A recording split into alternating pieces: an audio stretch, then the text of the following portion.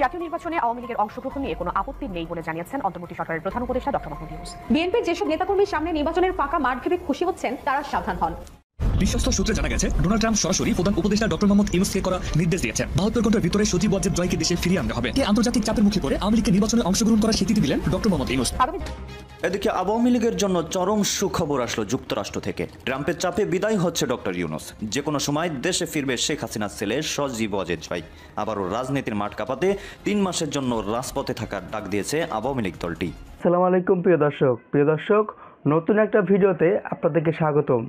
প্রিয় দর্শক, বাংলাদেশের রাজনৈতিক প্রেক্ষাপটে অনেক কিছু গুরুত্বপূর্ণ কিছু ঘটনা ঘটে যাচ্ছে। প্রিয় দর্শক, ইতিমধ্যেই আপনারা ভিডিওর কিছু অংশ বিশেষ দেখে ফেলেছেন। দেখেই হয়তো বুঝতে পারছেন আজকের ভিডিওটি কতটা গুরুত্বপূর্ণ। তো প্রিয় দর্শক, যারা ভিডিও অন করেছেন তারা ভিডিও না টেনে পুরো ভিডিও দেখতে থাকুন, তাহলে ভিডিওর অংশ বিশেষগুলো বুঝতে পারবেন। তো প্রিয় দর্শক, যারা এখনও চ্যানেলটাকে সাবস্ক্রাইব করে রাখেননি তারা এরকম গরম খবর পেতে চ্যানেলটাকে সাবস্ক্রাইব করে রাখুন, আর যারা করেছেন তাদেরকে অসংখ্য ধন্যবাদ। চলুন ভিডিওতে একটা লাইক দিয়ে পর্যায়ক্রমে ভিডিওগুলো দেখে আসি। ২৬ নভেম্বর চলে গেল। আজকে আওয়ামী লীগের কী পরিকল্পনা ছিল, ঢাকাতে কী ঘটাতে চাইছিল আওয়ামী লীগ? আমরা বারবার করে বলছি যে আওয়ামী লীগ থেমে থাকবে না, কোনো স্বৈরাচারী থেমে থাকে না। কারণ শেখ হাসিনার মতো স্বৈরাচার, যে কিনা যার আশেপাশে সবসময় ঘুরঘুর করতো, শত শত নেতাকর্মী, শত শত প্রশাসনের লোকজন, যারা তেল মারতো দিনভর, আপা করে গলাবক শুকাই ফেলতো, সেই হাসিনার পাশে এখন কেউ নাই। সেই হাসিনা তো সেই অবস্থানটা ফিরে পেতে চায়, সেটা সর্বোচ্চ চেষ্টা করবে। হাসিনার দল যে পরিমাণ টাকা নিয়ে দেশ থেকে পালাইছে, পৃথিবীর ইতিহাসে কোনো স্বৈরাচার এত পরিমাণ টাকা পয়সা নিয়ে কিন্তু পালায় নাই। আপনার যে ফিলিপিনের যে স্বৈরাচার ছিল মার্কোস যাই বলেন, ও মাত্র $10 বিলিয়ন নিয়ে পালাইছিল। আর শেখ হাসিনার সরকার কত নিচ্ছে? ডাবল। তার এমপি মন্ত্রী সবাই ডাবল নিচ্ছে। এই টাকাগুলো তো ফেলে রাখবে না, এই টাকাগুলো ফেলে রাখবে, কারণ এটা তো ইনভেস্টের মতো। যদি একজন 100 কোটি টাকা ইনভেস্ট করে এখানে, সে ইন ফিউচারে যদি ক্ষমতায় আসে তাহলে সে 500 কোটি উঠাই নেবে, 5 গুণ করে নেবে, সুদের থেকেও লাভ বেশি। মানে সুদের ব্যবসা করলেও এত পরিমাণ প্রফিট হয় না যে পরিমাণ প্রফিট এই যারা নেতাকর্মী আছে এরা করে নিচ্ছে। এই টাকাগুলো তো ফেলে রাখবে না, তারা তো একটা পরিকল্পনা করবেই। দেখেন কি পরিকল্পনাটা করছে, যে এলাকার যারা সহজ সরল মানুষ এদেরকে বিভিন্নভাবে টোপে ফেলে অহিংস গণ অভ্যুত্থান কি এই নামের একটা সংগঠন এদেরকে ঢাকা আনছে। যে ডক্টর মোহাম্মদ ইউনূস কি করছে? ডক্টর মোহাম্মদ ইউনূস হচ্ছে এই টাকার পাচার হওয়া যে টাকা, এই টাকাটা সে দেশে ফিরিয়ে আনবে। এটার জন্য আমাদের আন্দোলন করতে হবে, আমাদের শাহবাগে যাইতে হবে, এবং আমরা যারা ওইখানে যাবো তারা প্রত্যেকেই 1 লক্ষ থেকে 1 কোটি টাকার মতো ঋণ পাবে, মানে বিনা জামানতে ঋণ পাবে, মানে 1 লক্ষ থেকে 1 কোটি। তো একজন সাধারণ জনগণ তো উপরে খেয়ে পড়ছে। সহজ সরল, মানে আমরা তো বাংলাদেশ সহজ সরল, গ্রাম অঞ্চলের মানুষ কিন্তু সহজ সরল, তাদেরকে যেটা বোঝাবেন সেটাই বুঝবে। তাদেরকে এটা বোঝাইছে, তারা ঢাকামুখী হয়েছে, ঢাকাতে শাহবাগে চলে আসছে। দেখেন এটার কি পরিকল্পনা ছিল ওদের? এখানে লোক জড়ো করে একটা আওয়ামী লীগের লোকজনের ভিতরে ঢুকে গিয়ে একটা বিশৃঙ্খলা তৈরি করা। এই যে পরিকল্পনাগুলো করার সুযোগ কেন পাইতেছে বলেন? এই পরিকল্পনাগুলো করার সুযোগ পাচ্ছে কারণ ওরা প্রথম স্টেপে যেই কাজে নামছিল ওটাতে মোটামুটি সফল। যে বিএনপির সাথে শিক্ষার্থীদের একটা দূরত্ব করে দেওয়া, এই সরকারের সাথে শিক্ষার্থীদের একটা দূরত্ব করে দেওয়া, বিএনপির সাথে সরকার একটা দূরত্ব করে দেওয়া, তিন দিকে নিয়ে চলে যাওয়া। তারপরে আমরা একটা পরিকল্পনা করব, সেই পরিকল্পনার সামনে নিয়ে আসবো। কোটি কোটি টাকা, হাজার হাজার কোটি টাকা খরচ করতে শেখ হাসিনা প্রস্তুত। কারণ শেখ হাসিনার কষ্টের টাকা না তো এগুলো হচ্ছে বাংলাদেশের মানুষের টাকা, চুরি করে নেওয়া টাকা। শেখ হাসিনা যদি এখানে 1 বিলিয়ন বলেন, 5 বিলিয়নও ইনভেস্ট করে, লসের কিছু নাই। কারণ শেখ হাসিনা জানে যে এবার করছিলাম $19 বিলিয়ন পাচার করছি, সামনেবার আসলে $30-40 বিলিয়ন পাচার করবো। সেই পরিকল্পনা নিয়ে তো মাঠে আছে। তো আমাদের ব্যর্থতা, আমরা আসলে আমাদের ঐক্য ধরে রাখতে পারি নাই। এটা হচ্ছে আমাদের সব থেকে বড় ব্যর্থতা। আমাদের বিপ্লবের স্পিরিটটা আমরা ধরে রাখতে পারি নাই। এই জন্যই এইভাবে পরিকল্পনা করার সাহস আওয়ামী লীগ পাচ্ছে, সাধারণ জনগণকে ভুলভাল বোঝায় ঢাকাতে নিয়ে আসতে পারতেছে। আমি মনে করি এটার ব্যর্থতার দায় সম্পূর্ণ রাজনৈতিক দলগুলো নিতে হবে। দর্শক, ইতিমধ্যে আপনারা কিন্তু সকলেই অবগত আছেন, গতকাল বিকেলে ইসকন নেতা চিন্ময় কৃষ্ণকে ঢাকার হযরত শাহজালাল আন্তর্জাতিক বিমানবন্দর থেকে ঢাকা মেট্রোপলিটন পুলিশ ডিএমপি গ্রেপ্তার করেছে। ইতিমধ্যে চিন্ময় কৃষ্ণের গ্রেপ্তারের পর একেবারে সারা দেশে উত্তপ্ত পরিস্থিতি সৃষ্টি হয়েছে। আমরা দেখেছি গতকাল রাতে শাহবাগ, চট্টগ্রাম, মিন্টু রোড সহ দেশের বিভিন্ন এলাকায়, বিভিন্ন অঞ্চলে চিন্ময় কৃষ্ণের মুক্তির দাবিতে বিক্ষোভ করেছে হিন্দু সম্প্রদায়ের লোকজনেরা। তো দর্শক শ্রোতা, এবার খবরের শিরোনাম হচ্ছে চিন্ময় কৃষ্ণকে মুক্তি না দিলে সীমান্তে অবরোধের হুঁশিয়ারি ভারতের নেতাদের সরাসরি হুঁশিয়ারি আসছে। তো দর্শক শ্রোতা, ইতিমধ্যে চিন্ময় কৃষ্ণকে গ্রেপ্তারের পর বাংলাদেশে যেমন হিন্দুদের উত্তপ্ত শুরু হয়ে গিয়েছে, ঠিক তেমনি ভাবে আমরা দেখেছি ভারত এবং কলকাতায় বিভিন্নভাবে তারা উত্তপ্ত জানাচ্ছে এবং বিভিন্নভাবে বাংলাদেশ সরকারকে এবং ডক্টর মোহাম্মদ ইউনূস এবং অন্তর্বর্তীকালীন সরকারকে একের পর এক হুঁশিয়ারি দিচ্ছে। খবরে বলা হচ্ছে চিন্ময় কৃষ্ণকে মুক্তি না দিলে সীমান্ত অবরোধের হুঁশিয়ারি বিজেপির। খবরে বলা হচ্ছে বাংলাদেশে গ্রেপ্তার বাংলাদেশি সম্মিলিত সনাতনীয় জাগরণ জোটের মুখপাত্র ও ইসকন নেতা চিন্ময় কৃষ্ণ দাসকে মুক্তির দাবি করেছেন পশ্চিমবঙ্গের বিজেপি। তাকে মুক্তি না দেওয়া হলে কলকাতায় বাংলাদেশের ডেপুটি হাই কমিশনে বিক্ষোভ করা হবে এবং সীমান্তের মধ্যে সনাতনীয়রা দজ নিয়ে অবরোধ করবে বলে হুমকি দিয়েছেন রাজ্যের বিরোধী দলীয় নেতা শুভেন্দ্র অধিকারী। তো দর্শক শ্রোতা, এক প্রকার ভারতীয়রা বাংলাদেশের উপর এমনিতেই শেখ হাসিনার পতনের পর উঠে পড়ে লেগে গিয়েছে। ঠিক এবার চিন্ময় কৃষ্ণকে গ্রেপ্তার করার পর আমরা দেখেছি ভারতের বিজেপি নেতা সহ বিভিন্ন বড় বড় কেন্দ্রীয় নেতা থেকে শুরু করে বিভিন্ন হাই কমান্ডের নেতারা ভারতের তারা বাংলাদেশের উপর হুমকি দিয়েছে, বাংলাদেশকে হুঁশিয়ারি দিয়েছে। আমরা দেখেছি অন্তর্বর্তী সরকারকেও বিভিন্ন ইঙ্গিতে বিভিন্ন হুমকি দিয়েছে।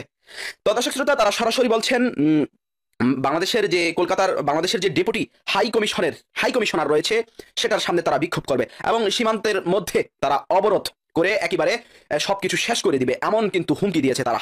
তো দর্শক শ্রোতা, ইতিমধ্যে আমরা দেখেছি গতকাল বিকেল 4টার পরে আমরা দেখেছি ইসকন নেতা চিন্ময় কৃষ্ণকে হযরত শাহজালাল আন্তর্জাতিক বিমানবন্দর থেকে গ্রেপ্তার করেছে ঢাকা মহানগর ডিবি পুলিশ। ইতিমধ্যে তার গ্রেপ্তারের পর থেকে আমরা দেখেছি ডিবি কার্যালয়ের সামনে মিন্টি রুটে, এছাড়াও আমরা দেখেছি শাহবাগে, রাজু ভাস্কর্যে, এছাড়াও আমরা দেখেছি ঢাকার বাইরে চট্টগ্রামে হাজার হাজার লোক তার গ্রেপ্তারের জন্য বিক্ষোভ মিছিল এবং বিভিন্ন হুঁশিয়ারি দিয়েছেন। তো দর্শক শ্রোতা, ইতিমধ্যে তাকে কি কারণে গ্রেপ্তার করা হয়েছে আমরা যতটুকু জানতে পারি, তিনি উস্কানিমূলক কথাবার্তা বলেছে এবং শেখ হাসিনাকে নিয়ে বেশ কিছু উস্কানিমূলক কথা বলেছে, শেখ হাসিনার পক্ষে কথা বলেছে। এই বিষয়ে নাকি চিন্ময় কৃষ্ণকে গ্রেপ্তার করেছে পুলিশ, এটা বিভিন্ন আভাসে আমরা জানতে পেরেছি। ঠিক কি কারণে গ্রেপ্তার করা হয়েছে অফিসিয়ালি আমাদের কাছে এখন পর্যন্ত কোনো তথ্য আমি পাইনি। তো দর্শক শ্রোতা, ইতিমধ্যে তার গ্রেপ্তারের পর থেকে আওয়ামী লীগের নেতারা তো এটা নিয়ে একেবারে উত্তাল শুরু করে দিয়েছে ফেসবুক, সামাজিক যোগাযোগ মাধ্যমে। তো দর্শক শ্রোতা, অনেকে দেখছে আবার বলছেন আওয়ামী লীগের জন্য নাকি এই গ্রেপ্তারগুলো নাকি অনেক হেল্পফুল হবে। তারা বলছে এই নেতাদেরকে গ্রেপ্তার করলে নাকি ডক্টর মোহাম্মদ ইউনূসের কপাল পড়তে পারে। তো দর্শক শ্রোতা, হ্যাঁ, আমি অবশ্যই দেখছি ভারত থেকে কিন্তু বিভিন্ন মহলের লোক অর্থাৎ ভারতীয়রা এক প্রকার বিভিন্নভাবে উদ্বেগ জানিয়েছে, বিভিন্ন হুঁশিয়ারি দিচ্ছে বাংলাদেশকে।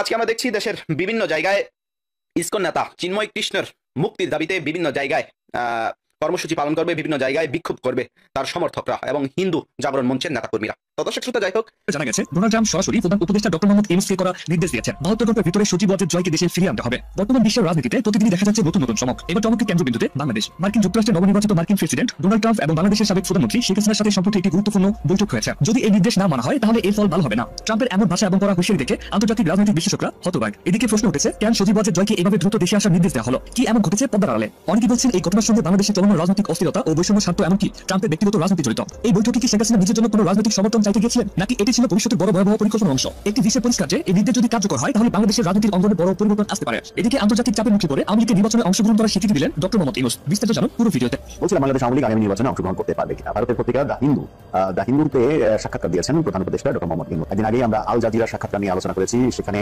যা বলেছেন তিনি সেটা নিয়ে ব্যাপক আলোচনা সমালোচনা তৈরি হয়েছে। এরপরে প্রধানমন্ত্রী প্রেস উইং থেকে প্রেস বিজ্ঞপ্তি দেওয়া হয়েছে যে প্রধান উপদেষ্টা 4 বছর তারা ক্ষমতায় থাকতে চান, এই কথা বলেননি, তার কথাকে গণমাধ্যমে ভুল ব্যাখ্যা করা হয়েছে। এবার দ্য হিন্দুকে তিনি কি বললেন? দ্য হিন্দুর পক্ষ থেকে প্রশ্ন ছিল বাংলাদেশ আওয়ামী লীগকে আগামী নির্বাচনে কি অংশগ্রহণ করতে দেওয়া হবে। এই প্রশ্নের সরাসরি তিনি উত্তর না দিয়ে বলেছেন যে প্রধান যে দল, এই মুহূর্তে প্রধান দল, সব থেকে বড় দল বিএনপি যেহেতু চাই সব দলের অংশগ্রহণে নির্বাচন, সেহেতু একটা ফয়সালা হয়েই গেছে। সব দলের অংশগ্রহণ এবং আওয়ামী লীগের অংশগ্রহণ হবে কি হবে না সেই ব্যাপারে ফয়সালা হয়ে গেছে, কারণ আমরা সব থেকে বড় দলের মতামতকে উপেক্ষা করতে পারি না। তিনি বিএনপির মতামতকে উপেক্ষা করতে পারেন না, এই কথাটা স্পষ্ট করেছেন।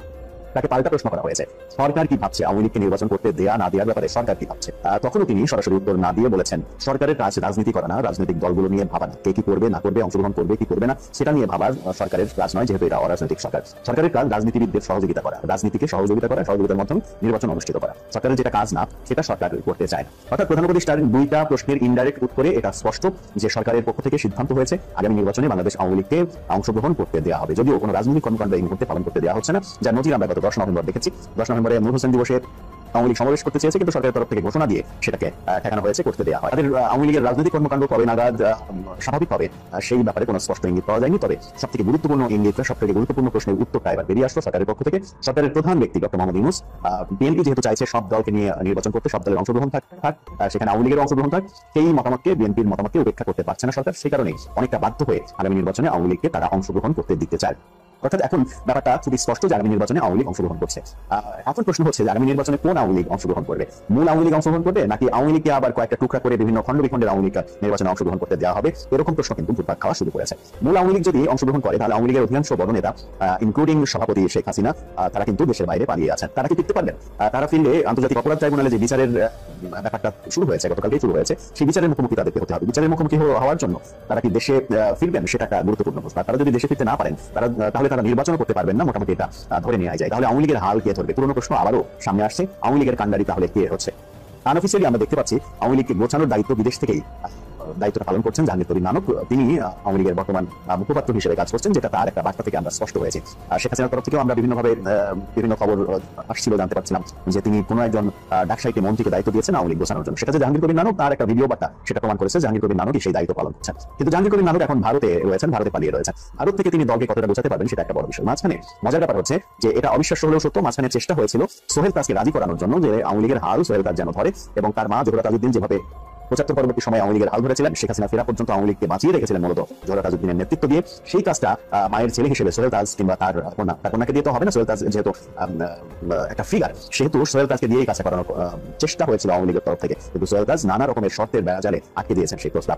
অনেকগুলো শর্ত দিয়েছেন, এটা হলে এটা করবো, ওটা হলে ওটা করবো, ওটা না হলে এটা করবো না। সেই কারণে সোহেল তাজকে দায়িত্ব দেওয়ার কাজটা হচ্ছে না। তাহলে আওয়ামী লীগের দায়িত্ব কে নিচ্ছেন সেটা একটা বড় প্রশ্ন। আওয়ামী লীগের দায়িত্ব শেষ পর্যন্ত কি প্রথম যে আলোচনা হয়েছিল সাবেক রাষ্ট্রপতি আব্দুল হামিদ এবং নারায়ণগঞ্জের মেয়র সেলিনা হায়াত আইভি, তাদের দুইজনের কাছেই কি চলে যাচ্ছে? তারা দুইজন যেহেতু এখনো দেশে রয়েছেন, তাদের দুইজনের কাছে কি চলে যাচ্ছে? এবং নির্বাচনের সময়ে ভারতে পালিয়ে থাকা নেতারা, কিছু নেতা কি পালিয়ে থাকা অবস্থাতেই নির্বাচন করবেন? শেখ হাসিনাও কি ভারতে থাকা অবস্থাতেই নির্বাচন করবেন, নাকি নির্বাচনের আগে তারা দেশে? শেখ হাসিনা দেশে আসুক, এটা এখনো অনেক মানুষ চায় যে শেখ হাসিনা দেশে এসে তিনি তার দলের হাল ধরুক।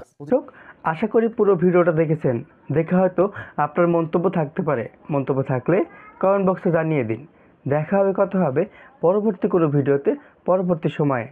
ততক্ষণে ভালো থাকুন, সুস্থ থাকুন। আল্লাহ হাফেজ।